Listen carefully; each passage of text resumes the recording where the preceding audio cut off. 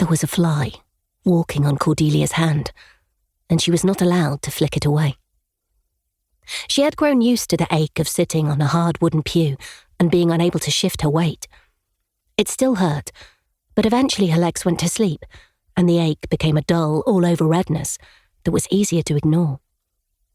Though her senses were dulled in obedience, her sense of touch stayed the strongest. Even when she was so far under that the world had a grey film around the edges, she could still feel her clothing and the touch of her mother's hand. And now, the fly's feet itched, which was bad, then tickled, which was worse. At the front of the church, the preacher was droning on. Cordelia had long since lost the thread. Lust and tithing were his two favourite topics. Probably it was one of those. Her mother took her to church every Sunday, and Cordelia was fairly certain that he had been preaching the same half-dozen sermons for the past year. Her eyes were the only muscles that she could control, so she was not looking at him, but down as far as she could.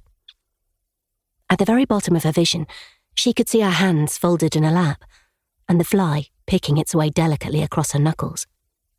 Her mother glanced at her and must have noticed that she was looking down.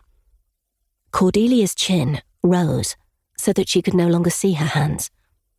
She was forced to study the back of the head of the man in front of her. His hair was thinning toward the back and was compressed down at the sides, as if he wore a hat most days. She did not recognize him, but that was no surprise. Since her days at school had ended, Cordelia only saw the other townsfolk when she went to church. Cordelia lost the tickling sensation for a moment and dared to hope that the fly was gone, but then the delicate web between her thumb and forefinger began to itch. Her eyes began to water at the sensation, and she blinked them furiously. Crying was not acceptable. That had been one of the first lessons of being made obedient. It would definitely not be acceptable in church, where other people would notice. Cordelia was 14 and too old to cry for seemingly no reason, because of course, she could not tell anyone the reason. The fly crossed over to her other hand, each foot landing like an infinitesimal pinprick.